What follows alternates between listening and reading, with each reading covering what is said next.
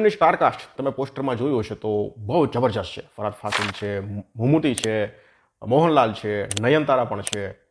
પણ છતાં આ ફિલ્મ ક્યાંક ને ક્યાંક થોડીક હથોડા જેવી હોય ને એવી લાગે છે.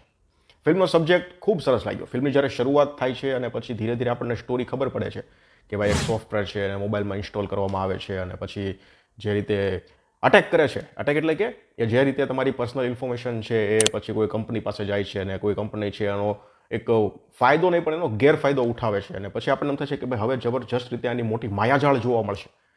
પણ અફસોસ ફિલ્મમાં એ રીતનું કંઈ નથી થતું. ફિલ્મની સ્ટારકાસ્ટ છે, સરસ છે, સારી છે, સ્ટ્રોંગ છે, બધાએ એક્ટિંગ પણ ખૂબ સરસ કરી છે. પણ છતાં ક્યાંક ને ક્યાંક આપણને એવું લાગે કે અહીંયા નયનતારા વેસ્ટ થયા છે, અહીંયા મોહનલાલ થોડા વેસ્ટ થયા હોય એવું ફીલ થાય છે. નયનતારાનો રોલ ખૂબ નાનો છે, પછી મોહનલાલનો રોલ પણ ખૂબ નાનો છે. ફિલ્મના જે મુખ્ય હીરો કહેવાય ને એ મમૂટી છે. એની પાસે એના ખભા પર બધો કારભાર આપવામાં આવ્યો છે. એક્શન જે છે એ સરસ છે, એક્શન જે રીતે ડિઝાઇન થયું છે એ પણ ખૂબ સરસ છે.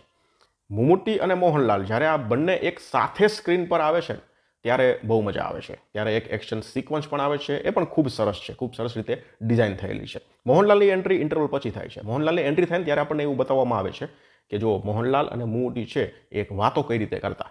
તો પહેલો સીન એ આવે છે અને ત્યારે આપણને એવું થાય છે કે ભાઈ વાહ, જબરજસ્ત આ રીતે જ વાતો કરતા, આ લોકો આ રીતે વાતો કરતા તો હવે કંપનીની પેલી ફાડીને રાખી દેશે. પણ આગળ એવું કશું નથી થતું. એના સિવાય ફરહાદ ફાસિલની વાત કરીએ તો ફાસિલને પણ ક્યાંક ને ક્યાંક એવું થાય છે કે થોડા વેસ્ટ કરવામાં આવ્યું હોય. એની પાસે એટલા ડાયલોગ પણ નથી કે આપણને એમ થઈ જાય કે ભાઈ વાહ ફાફા વાહ, એવું કંઈ નથી.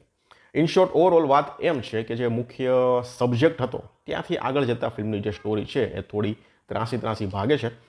છેલ્લે એક ટ્વિસ્ટ પણ રાખવામાં આવ્યું છે, એ એટલું બધું અસર પણ નથી કરતું. ફિલ્મ 3 કલાકની છે પણ ફિલ્મની જે સ્ટોરી છે એ ક્યાંથી ક્યાં ફંગોળાય છે એ ખબર જ નથી પડતી. બસ ચાલ્યા જ કરે છે અને પછી ફિલ્મ છે એ પૂરી થાય છે. ફિલ્મમાં વન ટાઈમ વોચ છે. મને તો ફિલ્મ એવરેજ લાગી. વધારે પડતી ઉમ્મીદ લઈને આ ફિલ્મ ના જતા કે ભાઈ વાહ જબરજસ્ત હશે, મજા આવશે જોવાની, કંઈક નવું જાણવા મળશે. હા, જે સબ્જેક્ટ છે, જે વાત રાખવાની ટ્રાય કરી છે મેકર્સે એ ખૂબ સરસ છે અને આપણને જાણવા જેવી છે. મફતમાં લેપટોપ યોજનાઓ તમે ઘણી બધી સાંભળી છે, તો મફતમાં લેપટોપ યોજનાથી આ વસ્તુ પણ થઈ શકે છે. આ વસ્તુ પણ તમને એક વિચાર કરવા માટે, એક વિચારમાં તમને ઊંડી ઉતારી દેશે કે આવું પણ થતું હોય. તો આ બધું છે, ટાઈમ હોય તો તમારે 3 કલાક પૂરેપૂરા આપવા પડશે આ ફિલ્મને. બાકી મને તો એવરેજ લાગી ફિલ્મ. તમે જોઈ લીધી હોય તો મને જણાવજો કેવી લાગી.